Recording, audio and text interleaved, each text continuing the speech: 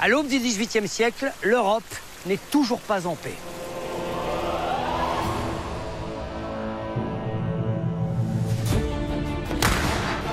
Sire, en faisant cela, nous entrerons en guerre contre les Habsbourg.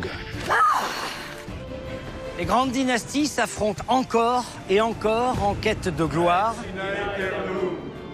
de richesse et de pouvoir. Le roi Louis XIV est mort.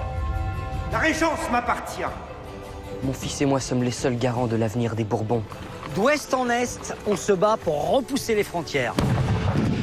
Le temps est venu de changer l'ordre des anciennes puissances. Et tous les coups sont permis. Bloquez cette porte. Trahison, Notre agent est-il fiable? luxure, Je suis amoureux fou de Madame de la Tournelle. meurtre. Un médecin, vite! Entre guerre et paix, misère et famine, les peuples vivent au rythme des choix de leurs souverains. Mais au siècle des Lumières, des idées nouvelles bousculent l'ordre établi. Souhaiter la grandeur de son pays, c'est souhaiter du mal à son voisin, écrit Voltaire. Et les mots deviennent des armes. Tous ces philosophes ne sont que de vains raisonneurs. À travers cette impitoyable guerre des trônes, c'est la véritable histoire de l'Europe que je vais vous raconter maintenant.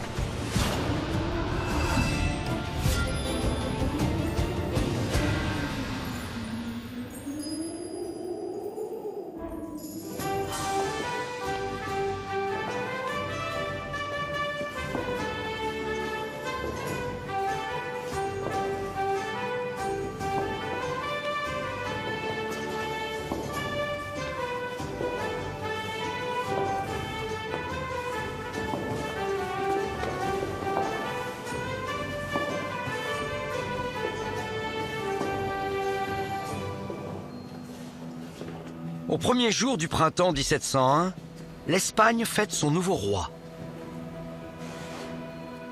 Un Français, le deuxième petit-fils du roi Louis XIV, qui règne maintenant sous le nom de Philippe V d'Espagne.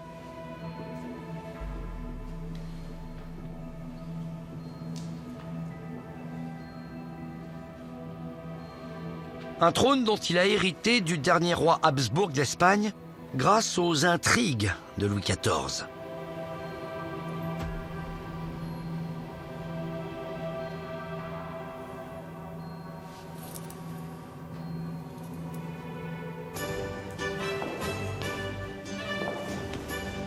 À Madrid, on est venu de loin pour l'acclamer. Mais Philippe est inquiet. Il n'a que 17 ans.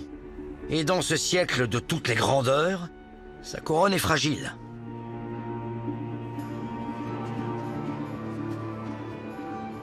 Comment va-t-il imposer son autorité dans un pays instable qui ne l'attendait pas? Car Philippe V le sait. Pour beaucoup, il est un imposteur. Une marionnette actionnée par le roi Louis XIV pour permettre à la France de régner sur l'Espagne. Alors, en Europe, on fourbit les armes contre lui et son grand-père, le roi de France.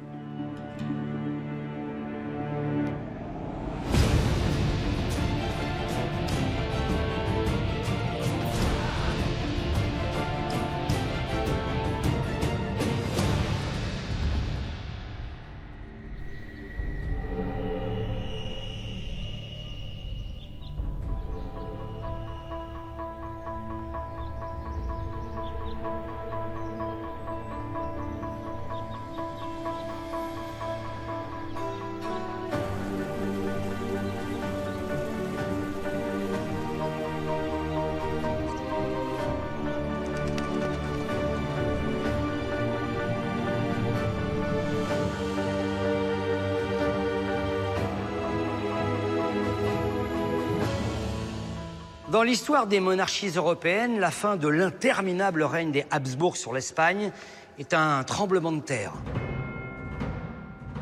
Mais le vrai séisme, c'est qu'en s'installant sur le trône d'Espagne, Philippe V, le petit-fils de Louis XIV, ne renonce pas à porter un jour la couronne de France, si toutefois elle devait lui échoir. Pour autant, la menace de cette possibilité ne précipite pas immédiatement l'Europe dans la guerre. Même si on va pas se mentir, tous les ennemis de la France en crèvent, en rêvent.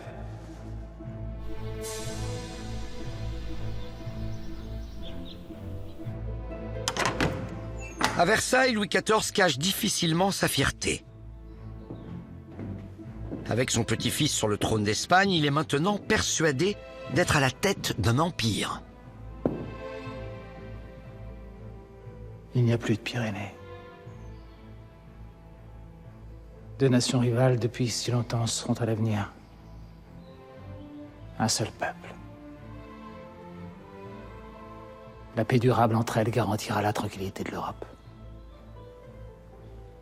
À 63 ans, le roi de France rêve de paix. Une paix qu'il a trouvée dans sa vie sentimentale depuis qu'il a épousé en secret Françoise de Maintenon. Une femme droite, secrète, un soutien silencieux derrière le trône.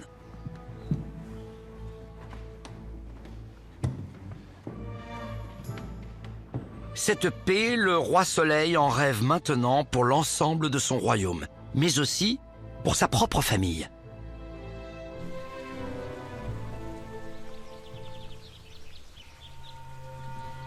Car depuis l'enfance, Louis XIV a une relation complexe avec son frère cadet, Philippe d'Orléans.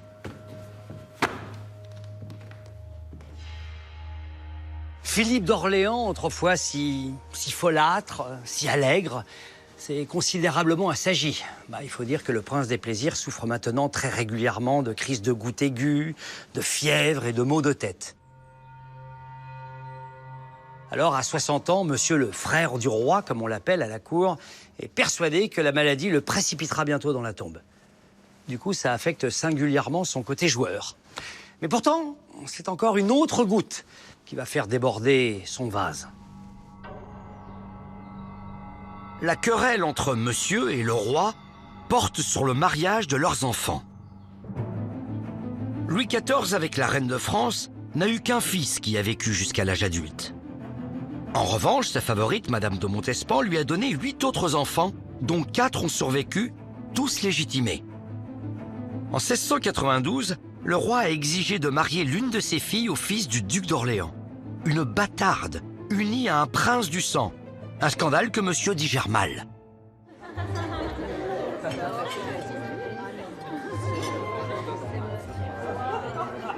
Il faut dire que le fils de monsieur est un enfant terrible. À 27 ans, Philippe, duc de Chartres, est connu pour être le plus doué de sa génération, mais c'est aussi un prince désœuvré, un fêtard invétéré entouré d'amis à la réputation douteuse.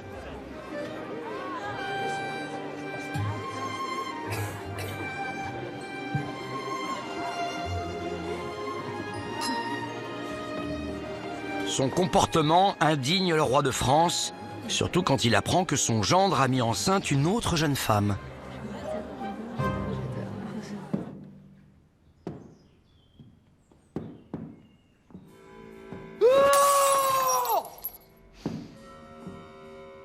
Quelle honte! Comment peut-il traiter ma fille avec un tel manque de respect? À Saint-Cloud, où le frère du roi, esthète et passionné d'art, s'est fait bâtir un superbe château, Philippe d'Orléans lui aussi s'emporte. Et son favori ne parvient pas à calmer sa colère. Mon fils agit comme il le fait parce que mon frère, le roi, le rabaisse et l'ignore à la cour. Le duc de Chartres n'est pas mieux qu'un chien. Le roi fait des promesses à mon fils qui n'ont jamais été tenues. Les seules hontes et déshonneurs proviennent de ce mariage. Le conflit entre les deux frères s'envenime pendant des mois, jusqu'à atteindre son paroxysme au printemps 1701.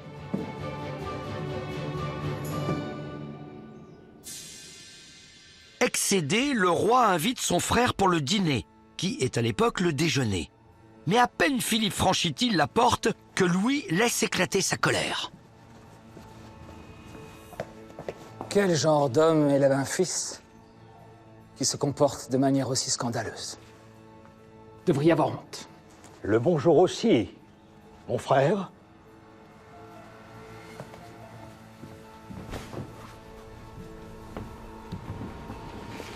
Mon fils est un jeune homme remarquable, brillant et dynamique.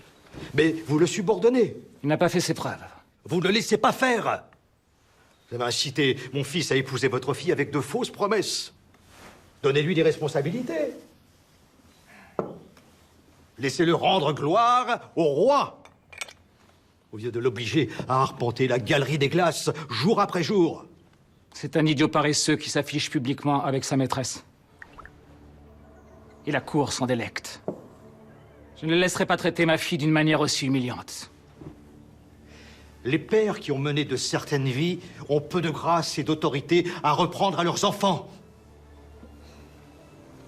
Dois-je vous rappeler, mon frère, les façons que vous avez eues avec la feu reine, en l'obligeant à voyager avec votre favorite dans votre propre carrosse? Suffit!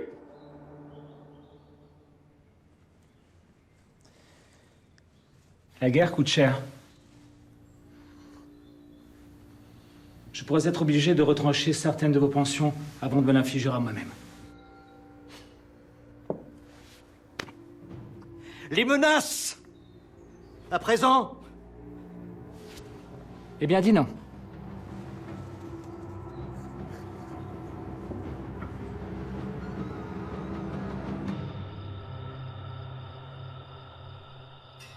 De retour à Saint-Cloud dans la soirée, Philippe d'Orléans, meurtri, reçoit son fils pour le souper. Chaque détail de ce repas est resté dans l'histoire. Mon père, vous semblez épuisé. Mais au fond, tout ça, ce n'est pas très grave.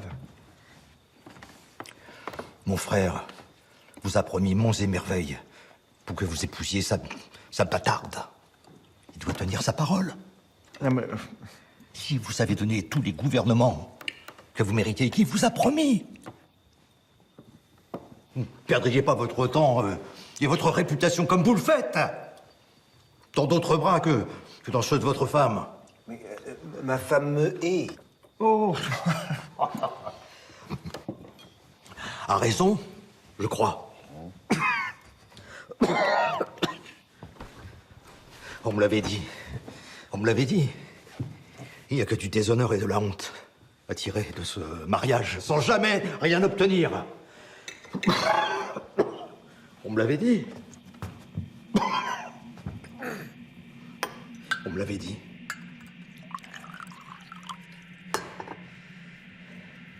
Mon fils...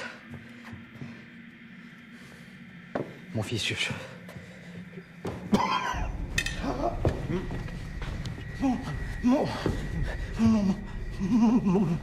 Mon fils,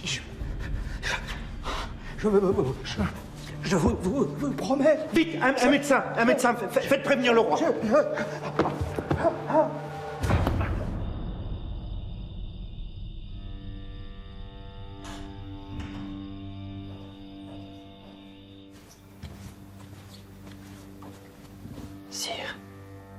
Sire, votre frère a fait un malaise.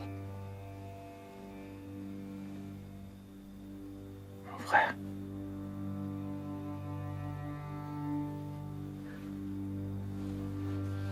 En temps normal, Louis XIV se serait précipité au chevet de Philippe.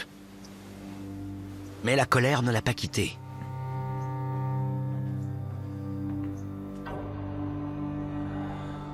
Au fil des heures, la santé de Philippe d'Orléans se dégrade et son médecin s'inquiète maintenant pour sa vie.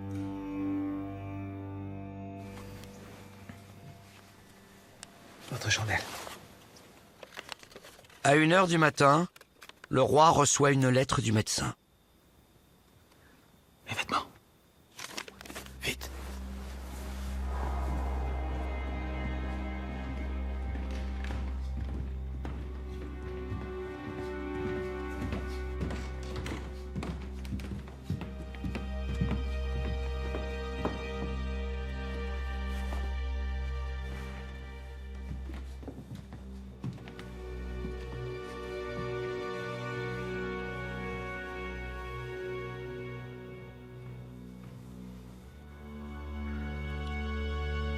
Mon frère.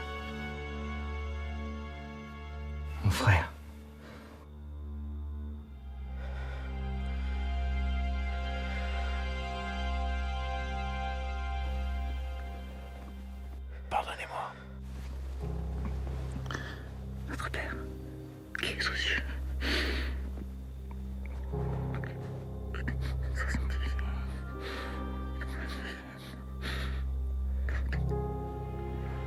Louis XIV comprend que leur dispute de la veille a eu raison des dernières forces de son frère tant aimé. Son seul véritable ami qui est sur le point de le quitter.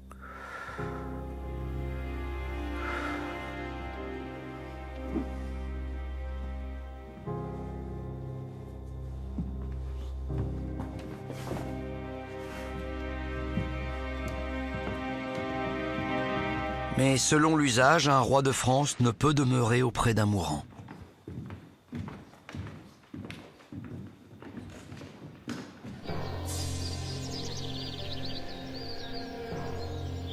Le lendemain, vers midi, Philippe d'Orléans s'éteint à Saint-Cloud, dans le domaine qu'il aimait tant. Victime, dit-on, d'une crise d'apoplexie.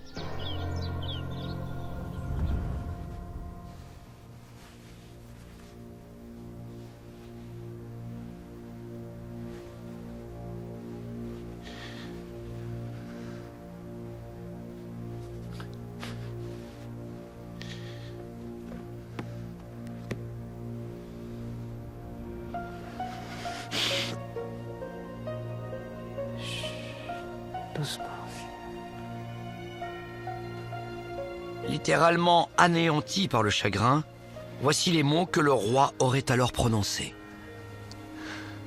Je ne saurais m'habituer à songer que je ne reverrai plus mon frère.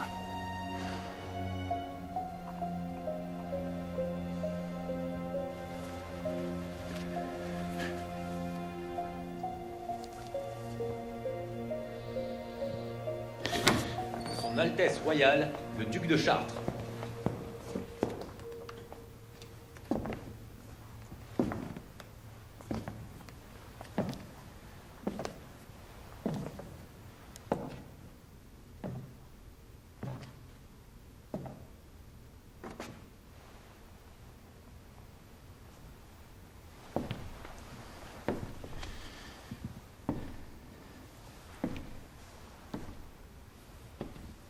Lorsque Louis XIV reçoit son neveu et gendre, maintenant orphelin, les mots qu'il lui adresse montrent que toute colère contre lui semble avoir disparu.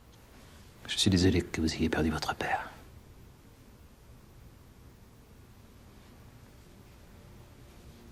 Et moi, mon frère bien-aimé.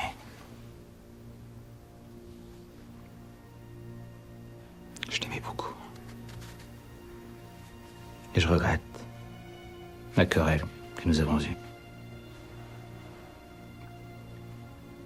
À présent,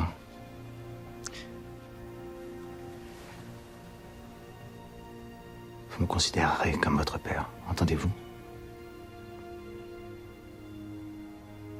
Et moi, je veillerai à ce que vous ayez la place qui vous revient à la cour. Merci, mon oncle.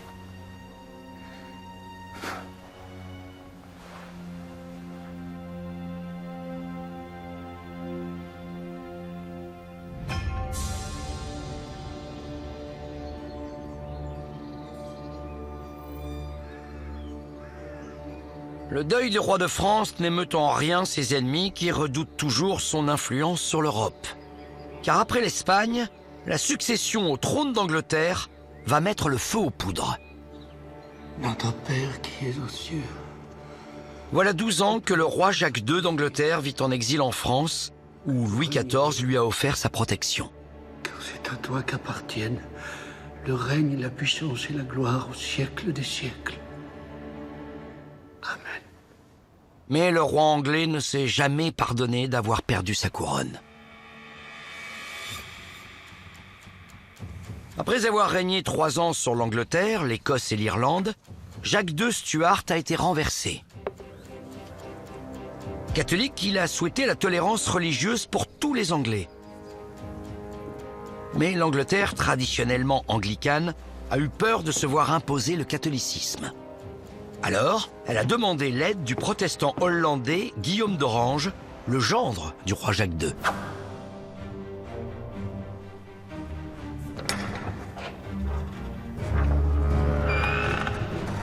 Emprisonné et craignant pour sa vie, Jacques II est quand même parvenu à fuir vers la France.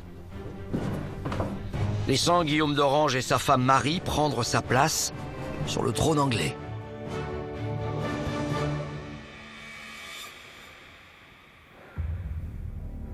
Malgré l'aide de Louis XIV, Jacques II n'est jamais parvenu à récupérer son trône. À 67 ans, victime d'accidents vasculaires cérébraux à répétition, sa fin est proche. Jacques mourant, les catholiques d'Europe voient maintenant en son fils de 13 ans, Jacques-François Stuart, l'héritier du trône anglais. Car en Angleterre, Guillaume d'Orange n'a pas eu d'enfant. À Versailles, la disparition quasi actée de l'ex-roi d'Angleterre pose souci, comme on dit. Louis XIV, roi catholique de France, a toujours promis à Jacques II de reconnaître comme digne héritier du trône anglais son fils. Mais le souci, on y revient, c'est que pour garantir la paix avec Guillaume d'Orange, les ministres du roi Soleil lui recommandent surtout de ne rien faire. La décision de Louis va être influencée une nouvelle fois, et souvent coutume, par sa femme.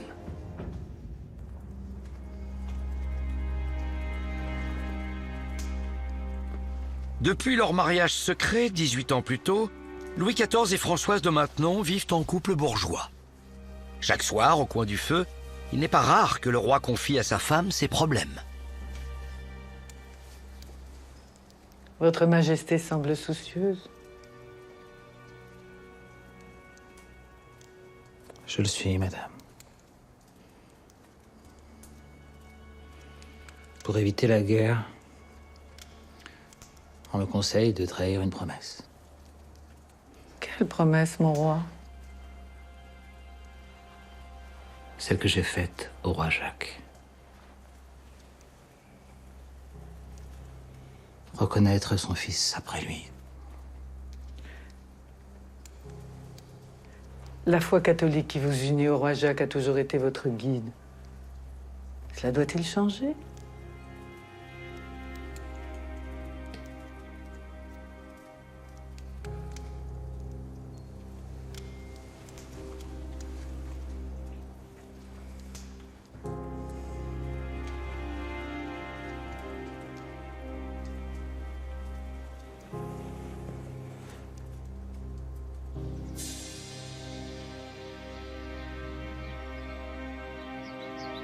Jacques II au seuil de la mort, Louis XIV lui rend une dernière visite. Il est temps d'annoncer sa décision.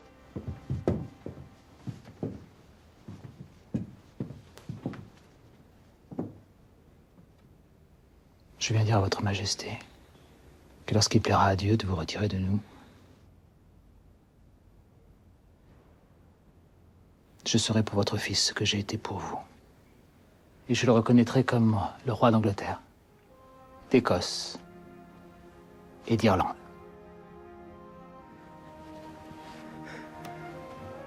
Merci, sire.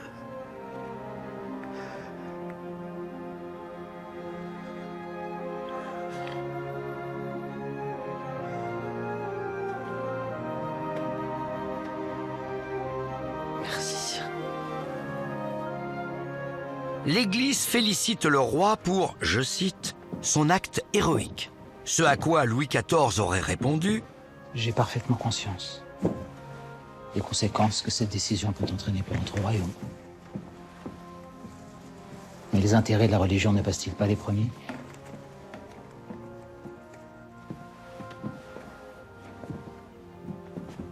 Trois jours après cette déclaration officielle de Louis XIV, le 16 septembre 1701, Jacques II abandonne cette existence pleine de regrets et de mélancolie pour un repos éternel, sûrement mérité.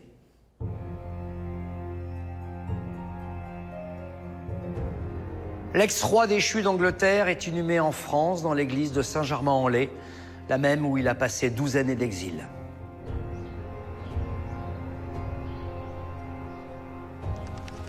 Face à l'Europe, la France reconnaît donc son fils, le jeune Jacques-François Stuart, comme le nouveau Jacques III d'Angleterre. Pour beaucoup, c'est une grave erreur. Mais pour celui qui porte la couronne anglaise, Guillaume d'Orange, c'est une aubaine. L'Angleterre et ses alliés de la Grande Alliance ont maintenant une bonne raison de déclarer la guerre à la France. Louis XIV est déjà derrière le trône d'Espagne, alors pas question qu'il soit aussi derrière celui d'Angleterre en y installant Jacques III, The Pretendant, comme le surnomment les Anglais. Les pires craintes des ministres de Louis XIV vont donc devenir une triste réalité. Une nouvelle guerre est sur le point d'éclater en Europe. Et cette fois, la France et l'Espagne vont devoir faire face à un ennemi colossal. Si c'est la guerre qu'ils désirent, c'est la guerre qu'ils auront.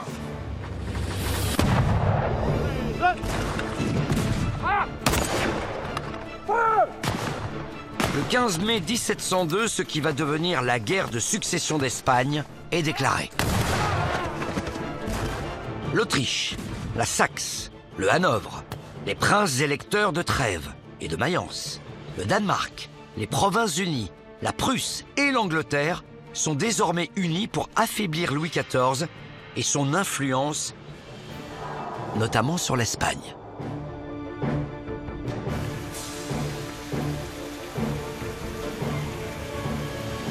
Tandis que la guerre de succession d'Espagne ravage l'Europe, à Versailles, un autre événement survient.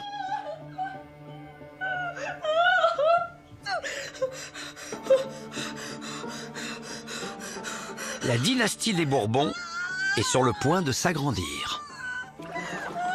Louis, duc de Bourgogne, est l'aîné des petits-fils de Louis XIV. Il est le frère de l'actuel roi d'Espagne. Près de 7 ans auparavant, il a épousé Marie-Adélaïde de Savoie, qui s'apprête à donner naissance à leur premier enfant.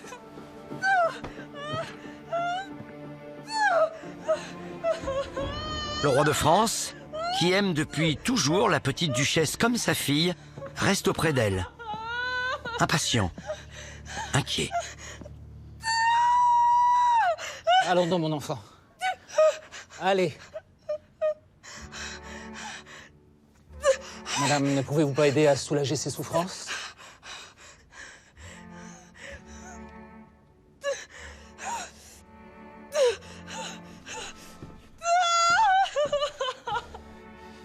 Cela a assez duré.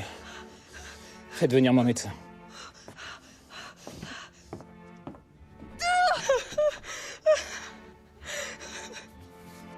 Je suis désolée de vous faire attendre, sire. J'espère seulement que vous ne souffrez pas trop. C'est un prix à payer. Si c'est pour servir Sa Majesté.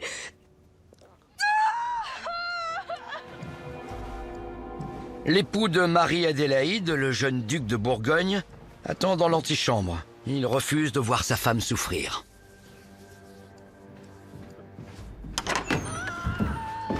Y a-t-il des nouvelles?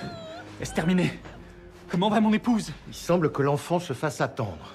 Mais ne vous inquiétez pas. Seigneur, pourquoi cela prend-il autant de temps?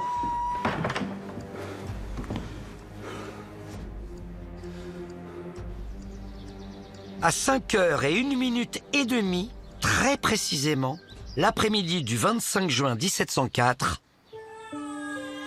la duchesse accouche enfin. Mon ami. Mon très cher. Comment vous sentez-vous? J'étais si inquiet. Tout va bien. C'est un garçon. Regardez cette beauté. Regardez cette vie à Versailles. Le roi est le premier à prendre dans ses bras le petit duc de Bretagne. Tu es un garçon. Tu es mon arrière-petit-fils. Oui, oui, c'est toi, tu seras fort, tu seras grand. Nous sommes réellement bénis, Dieu soit loué. Célébrons. De la musique, du vin, des champagnes.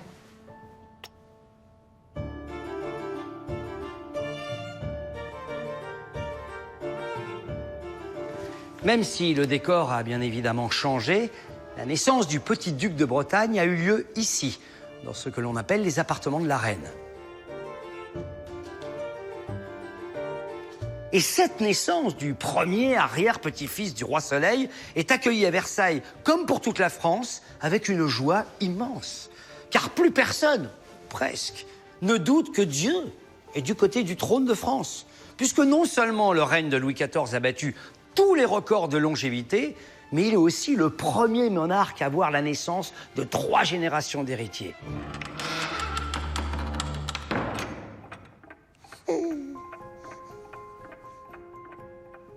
Cette longue succession de rois. Écoute, aucun de ceux qui m'ont précédé n'ont assuré comme moi la pérennité du trône. Oui. Et la bonne fortune de mon royaume. Et ça, c'est grâce à toi. Oui. Nous sommes bénis des dieux. Ouais. Toi et moi. Pour Louis XIV, sa dynastie renforce sa puissance face à ses ennemis européens. En Angleterre, Guillaume d'Orange est mort le 8 mars 1702, sans héritier. Sa belle-sœur, la reine Anne Stuart, qui lui a succédé, tombera enceinte plus de 17 fois, mais aucun enfant ne survivra. Dans le Saint-Empire romain germanique, Joseph Ier, empereur depuis 1705, n'a que des filles, ce qui complique sa succession. Tandis qu'en France, la puissante dynastie des Bourbons semble indétrônable, prête à régner pendant des siècles.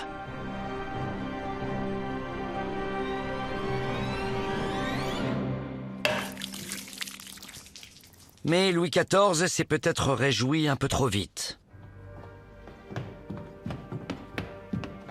10 mois après sa naissance, le petit duc de Bretagne meurt. Et l'armée française subit une défaite écrasante dans la guerre de succession d'Espagne. En quelques mois, la France passe de risette à chagrin. Au cours des 2 premières années, pourtant, la guerre de succession d'Espagne s'est plutôt bien déroulée pour la France. Louis et son armée semblaient jusque-là imbattables. Mais le 13 août 1704, c'est le drame. À Blenheim, ici en Bavière, le duc de Marlborough s'en va en guerre, fonce sur les forces françaises et fait 25 000 victimes. C'est la première défaite majeure que Louis subit en plus de 50 ans. Un coup dur pour le roi, soudainement très fragilisé.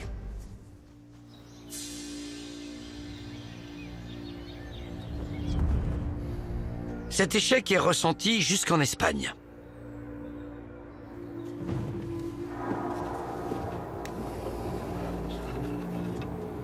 À Madrid, en effet, le deuxième petit-fils de Louis XIV, le roi Philippe V, ne cesse de se punir pour cette guerre qui a commencé à cause de lui.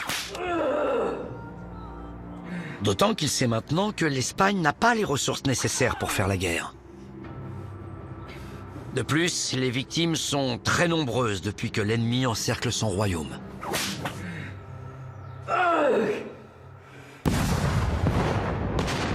Le 3 août, vers 5 h du matin, 22 navires anglo-hollandais ouvrent le feu sur les fortifications de Gibraltar, ici, au sud de l'Espagne. Et même si les dizaines de milliers d'obus tirés font plus de bruit que de réels dégâts, à 11 h, quand les canons se taisent et que la fumée se dissipe, les assaillants constatent que les Espagnols ont pris la tangente. Alors, les soldats anglais et hollandais débarquent tout tranquilles, sans péril. La vérité, c'est que Philippe V, il est impuissant à défendre l'Espagne. Sa flotte navigue au loin, là-bas, en Amérique du Sud. Il n'a pas vraiment d'armée nationale et ses forteresses n'ont de forteresse que le nom, car mal équipées et donc mal défendues. Mais il y a pire. Si, il y a pire. Parce que l'Espagne est également en proie à une guerre civile. 2 clans s'affrontent. Les philippistes qui soutiennent ce roi venu de France, là, en Castille et en Navarre, et ici, en Catalogne, soutenus par leurs alliés portugais, ceux qui veulent le retour d'un Habsbourg sur le trône d'Espagne et qui soutiennent donc l'archiduc Charles, frère cadet de l'empereur du Saint-Empire romain germanique. Mais foin de courbette, parce que là, ça va saigner.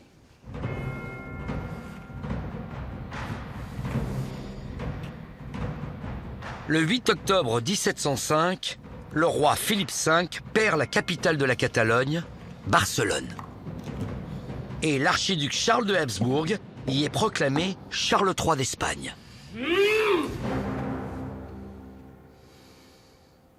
Malgré les terribles effusions de sang, Philippe V refuse de céder. Seigneur, vous avez placé la couronne d'Espagne sur ma tête. Et je la maintiendrai tant que j'aurai une goutte de sang dans mes veines. Le roi d'Espagne veut en découdre, c'est clair. Il est même totalement déterminé. Et à Versailles, son grand-père Louis XIV ne l'est pas moins. Le 6 mai 1706, Louis XIV écrit une lettre dans laquelle il dit d'ailleurs en substance que malgré tous les efforts qu'il a consentis, il s'estime contraint et forcé de continuer la guerre. Ouais. Mais comme d'habitude, la guerre, ça ruine les États. Ça coûte cher. Ça creuse encore d'ailleurs le déficit de la France, affaibli par les 2 précédents conflits. Le gouvernement évite la faillite en empruntant à court terme, mais à des taux d'intérêt faramineux. Conséquence, les banquiers européens s'enrichissent et les pauvres de France, éternel et sinistre refrain, souffrent encore une fois. Bref, rien ne change. La soif de pouvoir des monarques semble effacer leur mémoire d'une guerre à l'autre.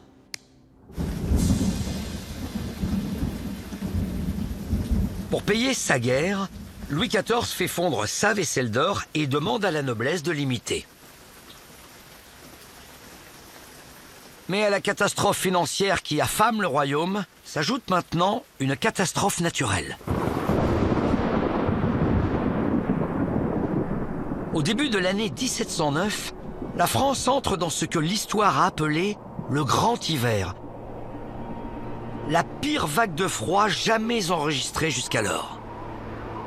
Moins 16,5 degrés à Paris. Moins 25 dans la Beauce et le Morvan.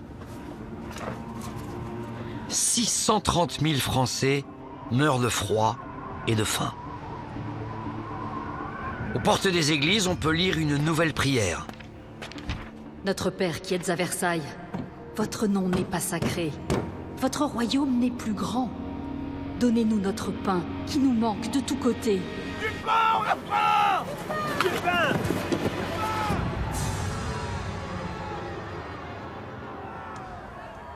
Le peuple, à bout, se retourne alors contre son roi. Il est temps de faire cesser la guerre. Sire? Nos ennemis sont-ils enclins à faire la paix?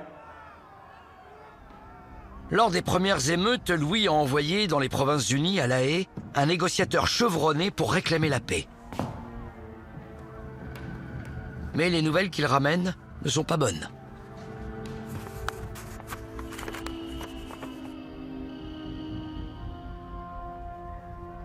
Comment ose-t-il faire une telle demande?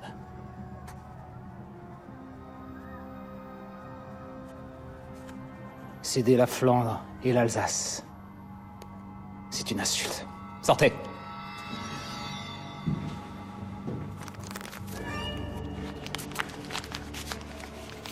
Louis XIV s'attendait à des négociations difficiles, pénibles, tendues.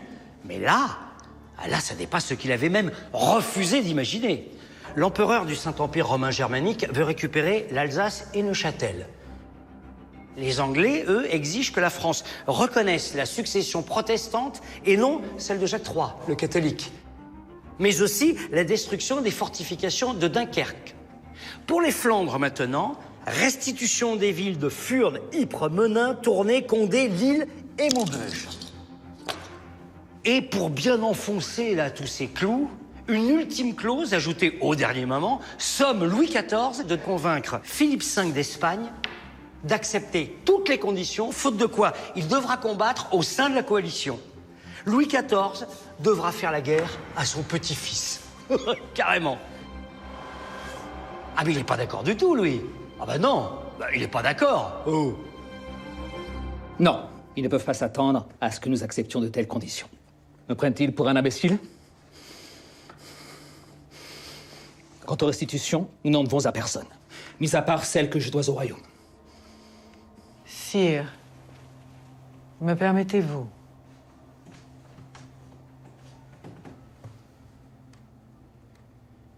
Parlez, madame. Votre Majesté, avons-nous le choix? Les griefs de votre peuple sont nombreux. Puisque je dois continuer à me battre, je préfère que ce soit contre mes ennemis, plutôt que contre mes propres petits-enfants. Sire.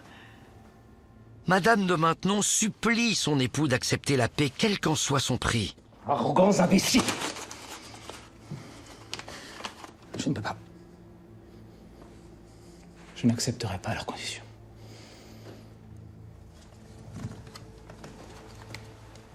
Madame, si je n'étais pas roi, je perdrais mon sang-froid.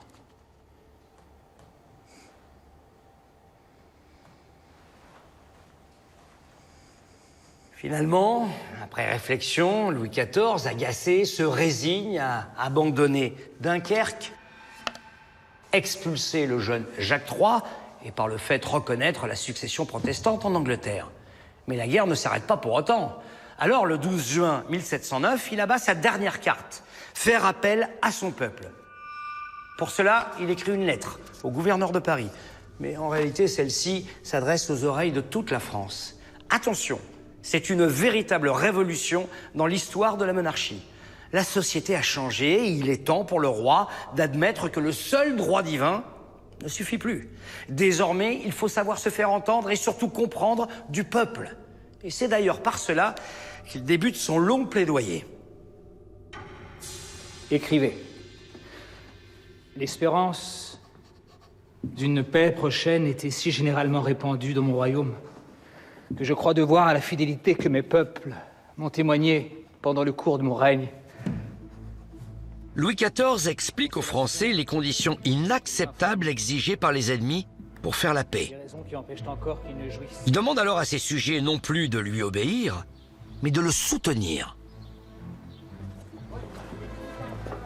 Quoique ma tendresse pour mes peuples ne soit pas moins vive que celle que j'ai pour mes propres enfants, quoique je partage tous les maux que la guerre fait souffrir à des sujets aussi fidèles, et que j'ai fait voir à toute l'Europe que je désirais sincèrement les faire jouir de la paix, je suis persuadé qu'ils s'opposeraient eux-mêmes à la recevoir à des conditions également contraires à la justice et à l'honneur du nom de Français. L'appel de Louis incite le peuple à poursuivre le combat. Et celui-ci, pourtant accablé de misère, accepte. Un regain de patriotisme souffle à nouveau sur la France. Beaucoup s'enrôlent dans l'armée. La guerre de succession d'Espagne peut continuer.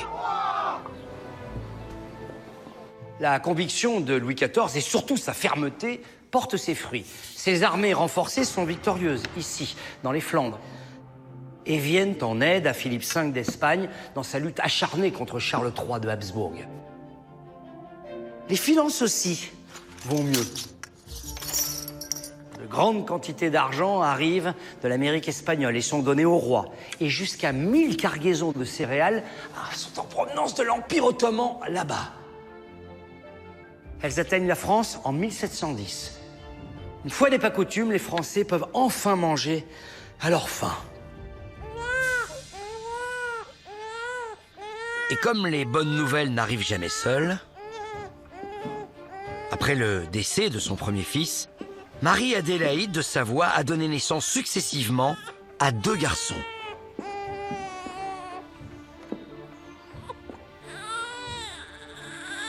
Le dernier né est le 4e prétendant au trône. A priori, il a peu de chances de régner un jour. Car pour lui succéder sur le trône de France, Louis XIV peut compter sur son fils, le grand dauphin, l'aîné de ses petits-fils, le duc de Bourgogne, qu'on appelle le petit dauphin, et maintenant, sur ses 2 arrière-petits-fils, le second duc de Bretagne et donc le tout nouveau duc d'Anjou.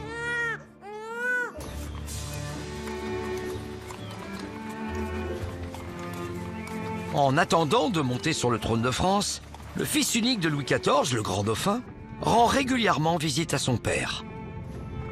Louis de France est un prince doux, affable, passionné d'art et de botanique, loin, très loin même du goût pour la guerre que nourrit son père. Mais ce soir du 8 avril 1711, alors qu'il quitte Versailles pour regagner son château de Meudon, une grande fatigue l'envahit.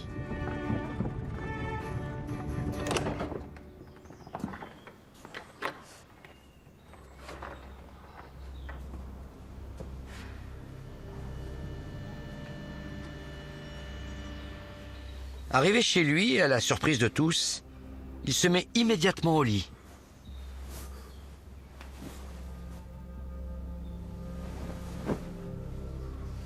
Le dauphin n'a jamais été malade. C'est un homme sain et fort. Alors, personne ne s'inquiète.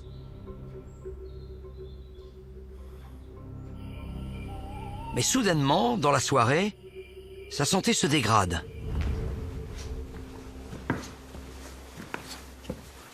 Averti, Louis XIV quitte immédiatement Versailles pour Meudon.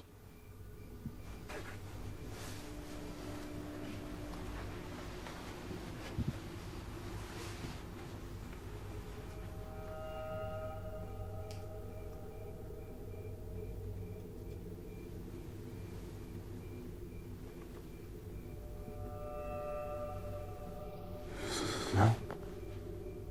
Reposez-vous. Voilà. Comment vous sentez-vous? Difficilement, père. Rassurez-vous. Je vous promets que je ne vous quitterai pas. Tant que vous ne serez pas guéri. Merci.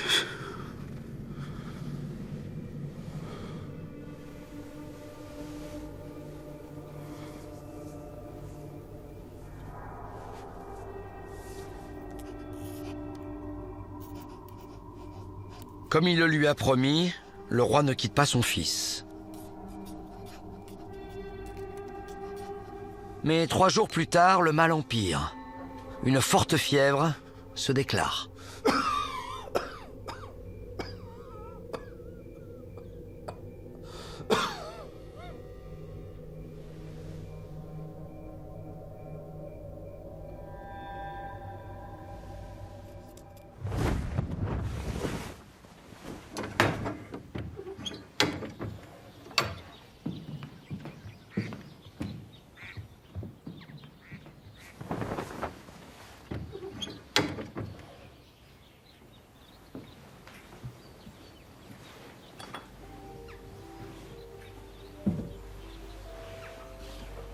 À l'aube du 13 avril, le grand dauphin reprend vie.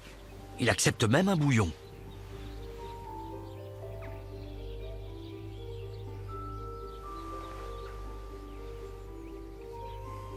Il écrit ce jour-là à son fils, le roi d'Espagne, qu'il sortira plus fort de cette épreuve. C'est très bien. Mais le répit est de courte durée.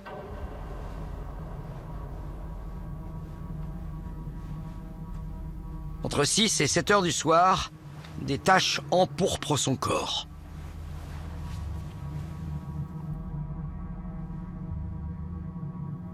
Le dauphin a déclaré la variole.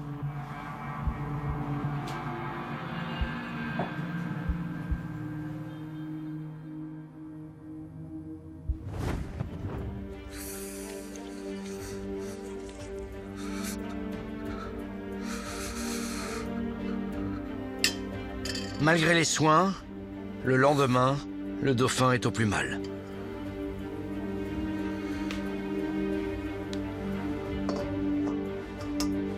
Le temps est venu de lui donner les derniers sacrements.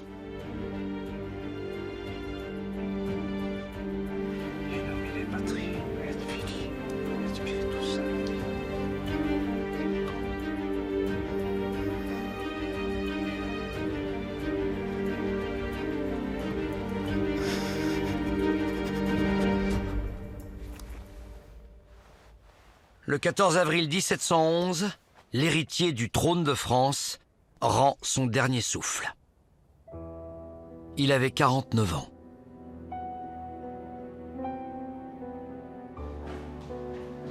Louis XIV n'avait quitté son fils que le temps d'un souper. Sire, non, il ne faut pas. Mais son épouse lui interdit l'accès à la chambre.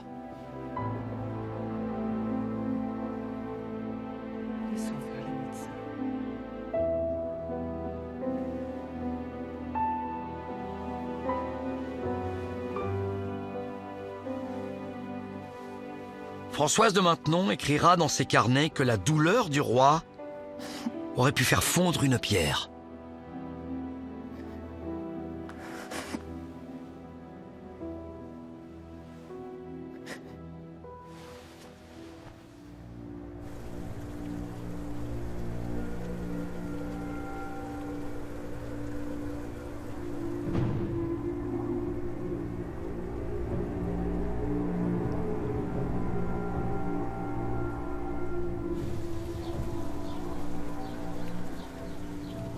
La mort du grand dauphin bouleverse l'ordre de succession au trône de France. Désormais, c'est le jeune duc de Bourgogne qui est appelé à succéder à Louis XIV. C'est l'aîné des petits-fils du roi Soleil. Il a déjà 28 ans, mais on le dit toujours timoré, hésitant, paralysé par les responsabilités.